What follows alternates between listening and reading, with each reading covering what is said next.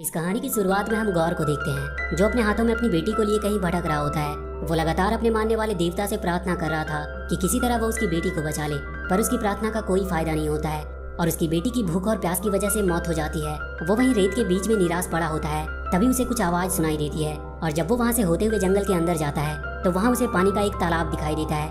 वो जल्दी से उसमें कूदकर अपनी प्यास बुझाता है। वो तालाब से जब निकलकर बाहर आता है तो वहाँ पर गिरी एक तलवार से उसका हाथ कट जाता है, पर उसका जख्म तुरंत ही ठीक हो जाता है। वहीं कुछ दूर पे उसे कुछ फल भी दिखाई देते हैं और वो उन पे भूखे जानवरों की तरह टूट पड़ता है। कुछ देर के बाद वहाँ पे प्रकाश के देवता आते हैं, जिसे गौर पूजा करता था। गौर उससे कहता है कि वो उसका आखिरी भक्त है। उसकी धरती सूख गई और सारे जीवों का अंत हो गया, पर वो अब भी उन्हें दिल से अपना देवता मानता है और उसे उम्मीद है कि वो उसकी मनोकामना जरूर पूरी करेंगे। इस पर प्रकाश का देवता हंसते हुए कहता है कि उसने नेक्रोसॉर्ड के धारक को अभी अभी खत्म किया है, जो उसे मारकर उसके साम्राज्य का अंत करने आया था, और वो उसके जैसे किसी तुच्छ प्राणी की मनोकामना क्यों पूरी करेगा। पर गौर उससे कहता है कि उसके साम्राज्य का अंत तो पहले ही हो चुका है, क्योंकि उसे अब पूजने वाला कोई नहीं बचा है। पर उस देवता को इसकी कोई चिंता नहीं थी, क्योंकि उसे उम्मीद थी कि उसके जैसे और भी कई लोग आ जाएंगे। गौर उससे कहता है कि उन्होंने कितने कष्ट सहे, उसकी बेटी मर गई, पर फिर भी वो इसी उम्मीद से उन्हें पूजता रहा कि एक दिन वो उसकी मनोकामना जरूर पूरी करेंगे। वो देवता उससे कहता है कि उनके लिए बलि देना ही एक भक्त का सौभाग्य है और यही उसकी नियति भी है। ये सब सुनकर गौर का उससे विश्वास उठ जाता है और वो उससे कहता है कि वो कोई देवता नहीं है और अपने गले में पहने उसकी ताबीज को उतारकर फेंक देता है। पर इससे प्रकाश का देवता गुस्सा हो जाता है और वो उसे उठाकर मारने ही वाला होता है कि तभी वहाँ पर पड़ी नेक्रोसॉर्ड गौर के हाथ में आ जाती है और उसकी पावर भी उसके अंदर आ जाती है और वो उस तलवार से उस देवता को मार देता है और ये कसम खाता है कि आज से वो किसी भी देवता को जिंदा नहीं छोड़ेगा। अगले सीन में हम थॉर को देखते हैं, जो एक पेड़ के नीचे बैठकर ध्यान लगा रहा होता है। वहीं कॉर्क कुछ लोगों को थॉर की कहानियां बता रहा था कि कैसे वो बचपन से ही उन लोगों के लिए लड़ता आया है जो खुद नहीं लड़ सकते, और फिर कैसे वो जेन फॉस्टर से मिला, पर जल्दी वो दोनों अलग भी हो गए। उसके माँ बाप, भाई और हर कोई जो उससे प्यार करता था सब बिछड़ गए या तो मारे गए, पर उसने दूसरों के लिए लड़ना नहीं छोड़ा। उसने गार्डियंस ऑफ गैलेक्सी के साथ टीम बना करके बहुत सी लड़ाइयाँ लड़ी, पर फिर भी वो अपने अकेलेपन को दूर नहीं कर पाया। और जब भी कोई बस उसे इतना कहता कि उसे उसकी जरूरत है, वो तैयार हो जाता। तभी वहाँ पर थॉर के पास क्वेल आता है, जो उसे एक लड़ाई के लिए चलने को कहता है। थॉर तुरंत वहाँ से एक प्लेनेट पे पहुँचता है, जहाँ गार्डियंस पहले ही किसी फोर्स से लड़ाई कर रहे होते हैं। वहाँ का राजा याकाल थॉर का स्वागत करता है और उसे बताता है कि वो लोग यहाँ पर सालों से शांति से रहा करते थे, पर फिर उनके देवों को मार दिया गया और अब लुटेरे उनकी पवित्र मंदिर पर भी कब्जा कर चुके हैं। थॉर ने वो मंदिर वापस दिलाने का वादा करता है और वो उन सब लुटेरों से लड़ने लगता है और कुछ देर की लड़ाई के बाद ही वो उन सबको मारकर हरा देता है, पर इसमें उनका वो मंदिर भी टूट जाता है। अगले सीन में हम जेन फॉस्टर को देखते हैं, जिसे 4th स्टेज कैंसर हुआ होता है और उसके बचने की उम्मीद बहुत कम ही थी। तभी एक दिन उसे वाइकिंग्स की कोई बुक दिखाई देती है, जिससे उसे मियोनेर और एसगार्ड की याद आती है। आगे हम वैल्क्री को देखते हैं, जो धरती पे बसे एसगार्ड की हेड होती है। एसगार्ड में हम एक ओडिन, थॉर और लोकी का प्ले चलता हुआ देखते हैं, जहां इस बार के प्ले में थॉर की बहन हेला को भी दिखाया जाता है। वहीं थॉर का टूटा हुआ हथौड़ा भी रखा होता है, जिसे अब लोग देखने के लिए आया करते थे। जेन भी उसे देखने के लिए वहां पहुंचती है और जब वो उसके पास आती है तो उन टूटे हुए टुकड़ों में कुछ हरकत होने लगती है और उनसे बिजली निकलने लगती है। इधर थॉर को उस प्लेनेट का राजा खुशी से 2 बकरे भेंट करता है और उसके बाद वो सब अपने शिप में आ जाते हैं। तभी उन्हें बहुत से मैसेज आने लगते हैं। कई सारे प्लेनेट से लोग थॉर को मदद के लिए बुला रहे होते हैं, क्योंकि कोई है जो उनके देवों को मार रहा है। तभी थॉर की एक दोस्त शिप भी उसे मदद के लिए बुला रही थी। थॉर तुरंत अपने शिप को स्टार्ट करके वहाँ से चलने को कहता है, पर क्विल उससे कहता है कि वो अलग अलग जाएंगे तो ज्यादा अच्छा रहेगा, क्योंकि बहुत से लोग मदद मांग रहे होते हैं। और इसके बाद क्विल थॉर और कॉर को वहीं छोड़कर किसी दूसरे प्लेनेट के लिए निकल जाता है और वो दोनों स्टॉर्म ब्रेकर की मदद से बाइफ्रॉस्ट के थ्रू शिप के पास पहुंचते हैं, जहां वो देखते हैं कि फेलिकेरियन के देवता फेलिका को किसी ने मार दिया है। वहीं उसे शिप भी मिलती है। वो थॉर को बताती है कि जिसने उन्हें मारा उसका अगला टारगेट एसगार्ड है और वो अभी वहीं जा रहा है। इधर गौर एसगार्ड तक पहुंच चुका होता है। उसके राक्षस वहां पे हमला करने लगते हैं, पर तभी वहां पर वैल्क्री अपने उड़ते हुए घोड़े पर आती है और उन सब पे हमला करने लगती है।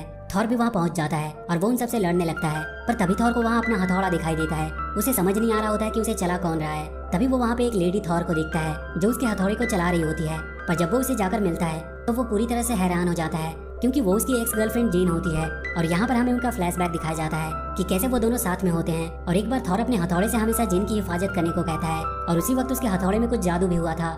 पर फिर कुछ ही दिनों के बाद दोनों अपने अपने काम की वजह से अलग हो गए। अब वापस से कहानी प्रेजेंट में आती है और वो फिर से उन क्रिएचर से लड़ने लगते हैं।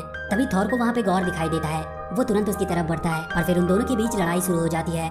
थॉर देखता है कि उसके पास नेक्रोसॉर्ड है और वो उससे उसका स्टॉर्म ब्रेकर छीनना चाहता है, पर थॉर उसे उठाकर वहाँ से दूर फेंक देता है। गौर उन सबको वहाँ पे एक साथ देखकर वहाँ से भाग जाता है, पर वो अब वहाँ के बच्चों को किडनैप करके ले जा रहा होता है। जेन और थॉर उन्हें बचाने की कोशिश करते हैं, पर वो उनके हाथ नहीं लगता है। अगले दिन उन सभी लोग जिनके बच्चे गायब हुए थे, वैल्क्री उनकी रिपोर्ट लेने लगती है। सारे लोग बहुत परेशान थे, पर थॉर उन सबको ये विश्वास दिलाता है कि वो उन्हें बहुत जल्द ढूंढकर उनके पास ले आएगा। और इसके बाद थॉर वैल्क्री और जेन से गौर के बारे में बात करने लगता है। वैल्क्री बताती है कि गौर अपनी परछाइयों से राक्षस बनाता है और उसके पास नेक्रोसॉर्ड भी है। जेन उस नेक्रोसॉर्ड के बारे में पूछती है। थॉर उसे बताता है कि वो एक प्राचीन तलवार है जिसमें देवताओं को मारने की शक्ति है, और समय के साथ वो तलवार अपना हाथ बदलता आया है। वो जिसके भी हाथ में होता है वो उसे ही धीरे धीरे भ्रष्ट करके मार डालता है। तभी वहाँ पे हेमडाइल के बेटे एस्ट्रिड की परछाई आती है। थॉर उसकी आंखों का जादू इस्तेमाल करके उनके पास पहुंचता है और उन सारे बच्चों को बताता है कि वो अपनी टीम के साथ बहुत जल्द वहाँ आने वाले हैं और उन्हें वहाँ से छुड़ा कर ले जाएंगे। थॉर जेन को बताता है कि गौर ने बच्चों को अंतरिक्ष के उस हिस्से में रखा है जहाँ सिर्फ अंधेरे सायों का राज है। इसके बाद वो एक शिप को लेकर देवताओं से मदद मांगने के लिए निकल पड़ते हैं और वो सब देवताओं के महल में पहुंच जाते हैं जहाँ बहुत सारे देवता आए हुए होते हैं। वो सब किसी तरह भेष बदल कर वहाँ पहुंच जाते हैं और उसके बाद उन सारे देवताओं का हेड जियूस वहाँ पर आता है। वो अपने दरबार को संबोधित करने लगता है।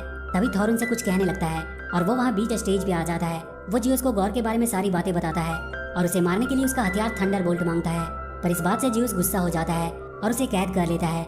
वो उससे कहता है कि गौर के पास निक्रो स्वॉर्ड है और वो उन्हें मार सकता है और इसीलिए वो उससे जाकर लड़ना नहीं चाहता क्योंकि वो लोग यहाँ पे सेफ हैं और वो उनकी कोई भी मदद नहीं करना चाहता। जियूस सबसे कहता है कि उन्हें चिंता करने की कोई जरूरत नहीं है क्योंकि गौर कभी भी इटर्निटी तक नहीं पहुंच सकता। इटर्निटी ब्रह्मांड में मौजूद सबसे शक्तिशाली जीव है और उस तक सबसे पहले पहुंचने वाले की हर इच्छा पूरी होती है और अगर गौर वहां तक पहुंच गया तो वो एक ही झटके में सारे देवताओं को खत्म कर सकता है। जियूस थॉर और उसके साथी को वहीं कैद कर लेने को कहता है क्योंकि उनके यहाँ से जाने की वजह से गौर भी वहाँ आ सकता है और फिर वहाँ के सारे देव खतरे में पड़ सकते हैं। पर वैल्क्री और जेन उन सब पर हमला करने लगती है। थॉर भी अपनी जंजीर तोड़ देता है और उनसे लड़ने लगता है। तभी जियूस अपने थंडरबोल्ट से कॉर्क पे हमला कर देता है जिससे कॉर्क वहीं बिखर कर ढेर हो जाता है। ये देखकर थॉर को बहुत गुस्सा आता है और जब जियूस उस पर हमला करता है तो वो उसके थंडरबोल्ट को पकड़कर उसकी तरफ जोर से फेंकता है जिससे वहीं पर उसकी मौत हो जाती है। थॉर देखता है कि कॉर्क का हेड अभी भी जिंदा है। वो उसे उठा लेता है और अपने शिप को अंदर बुलाता है। वैल्क्री वहाँ ऊपर जाकर थंडरबोल्ट ले लेती है और फिर सब वहाँ से निकल जाते हैं। अब वो सब गौर के प्लेनेट की तरफ बढ़ रहे होते हैं। वहीं थॉर जेन से कहता है कि वो अब भी उससे प्यार करता है। जेन उसे बताती है कि उसे कैंसर है और वो मर रही है। थॉर को ये सुनकर बहुत दुख होता है पर वो जेन से कहता है कि तुम जितने भी दिन जियो अच्छे से जियो और वो उसके साथ हमेशा खड़ा रहेगा। जेन उससे कहती है कि वो मरने से पहले उन बच्चों को बचाकर वापस लाना चाहती है और कुछ देर बाद वो सब गौर के उस अंधेरे प्लेनेट पे पहुंच जाते हैं। वहाँ चारों तरफ सिर्फ अंधेरा ही था और वो बच्चे भी वहाँ से गायब होते हैं। जेन को वहाँ कुछ पोस्टर मिलते हैं जिनमें स्टॉर्म ब्रेकर के थ्रू इटर्निटी तक पहुँचने का जरिया दिखाया गया होता है। वो समझ जाती है कि गौर स्टॉर्म ब्रेकर को पाना चाहता है, इसीलिए वो तुरंत उसे उठाकर वहाँ से कहीं दूर फेंक देती है और तभी वहाँ पर गौर आता है। जेन उसके ऊपर हमला करती है पर वो उन सबको अपने पावर से कैद कर लेता है और थॉर से स्टॉर्म ब्रेकर देने को कहता है और वो जेन और वैल्क्री को मारने लगता है। थॉर के पास अब कोई रास्ता नहीं था। वो स्टॉर्म ब्रेकर को बुला लेता है और वहाँ चारों तरफ जोरदार बिजली गिरती है। गौर अपने क्रिएचर्स को बनाने लगता है और इसके बाद वो थॉर से लड़ने लगता है। वैल्क्री और जेन उसके क्रिएचर से लड़ रहे होते हैं और एक समय ऐसा आता है जब गौर वैल्क्री को थंडरबोल्ट से मारकर घायल कर देता है। जेन उसे तुरंत वहाँ से निकालने को कहती है। थॉर गौर को रोकते हुए स्टॉर्म ब्रेकर से घर ले जाने को कहता है और इसके तुरंत बाद वहाँ पे बाइफ्रोस्ट खुल जाता है पर गौर स्टॉर्म ब्रेकर को छीनने में कामयाब रहता है और इधर वो तीनों धरती पे वापस आ जाते हैं। जेन की भी हालत बहुत खराब होती है क्योंकि उसका कैंसर उस पर हावी हो रहा था। उसे हॉस्पिटल में भर्ती कर दिया जाता है और थॉर उसे अब वो हथौड़ा उठाने से मना करता है क्योंकि वो जितनी बार उसे उठाती है उसका शरीर कमजोर होता जाता है और वो कैंसर से हारती जा रही थी। थॉर उसे जल्दी वापस आने का बोल के वहाँ से चला जाता है। वैल्क्री भी उसके साथ नहीं जा सकती थी क्योंकि वो भी घायल थी। इधर गौर उन बच्चों को लेकर इटर्निटी के द्वार तक पहुंच चुका था और स्टॉर्म ब्रेकर की मदद से वो उसके दरवाजे को खोलने लगता है। तभी वहाँ के एक स्टैचू के गिरने से बच्चे दबने वाले होते हैं पर तभी वहाँ पे थॉर आ जाता है। गौर तब तक अपने क्रिएचर को बनाने लगता है। थॉर उन सब बच्चों में अपनी पावर डाल देता है और वो सब उन क्रिएचर से लड़ते हुए आगे बढ़ने लगते हैं। थॉर जाकर गौर से लड़ने लगता है पर उसके सामने वो कमजोर पड़ रहा था और इधर हॉस्पिटल में जेन को भी बेचैनी हो रही होती है। वो अपने हथौड़े की तरफ देखती है। इधर गौरव थॉर को मारने ही वाला होता है कि तभी वैल्क्री की घोड़े पे बैठ के वहाँ पे जेन आती है और उसे बचा लेती है। हालांकि थॉर उसे देखकर बहुत दुखी होता है क्योंकि उसे पता था कि इसके बाद वो जिंदा नहीं बच पाएगी। जेन जाकर गौर को रोकती है और थॉर तब तक स्टॉर्म ब्रेकर को वहाँ से हटाने की कोशिश करता है और उसे हटाकर वो एस्ट्रिड को उसके थ्रू सारे बच्चे को घर पहुँचाने को कहता है। एस्ट्रिड सारे बच्चों को लेकर घर की तरफ निकल पड़ता है। थॉर अब भी गौर से लड़ रहा होता है। तभी जेन अपने हथौड़े से उसकी तलवार के 2 टुकड़े कर देती है और फिर वो उसे पूरी तरह खत्म कर देती है। पर जेन अब बहुत घायल हो चुकी थी। इटर्निटी का दरवाजा तब तक खुल चुका था और गौर तब तक धीरे धीरे उस तक पहुंच भी जाता है। वो इटर्निटी से अपने लिए वरदान मांगने ही वाला होता है कि थॉर उसे रोककर समझाने की कोशिश करता है कि ये सब करके भी उसे शांति नहीं मिल पाएगी। वो उसे एक बार अपनी बेटी के बारे में सोचने को कहता है। वो कहता है कि क्या वो नहीं चाहता कि वो वापस उसके पास आ जाए। ये बोलकर थॉर घायल पड़ी जेन के पास आ जाता है क्योंकि अब वो मर रही होती है। गौर भी अपनी बेटी को याद करके रोने लगता है। वो थॉर से कहता है कि वो मर रहा है और अगर उसकी बेटी फिर से जिंदा भी हो गई तो उसका ख्याल कौन रखेगा। जेन उससे कहते हैं कि थॉर उसकी देखभाल करेगा और इसके बाद गौर इटर्निटी से अपनी बेटी को वापस मांग लेता है और अपनी बेटी की गोद में ही अपना दम तोड़ देता है।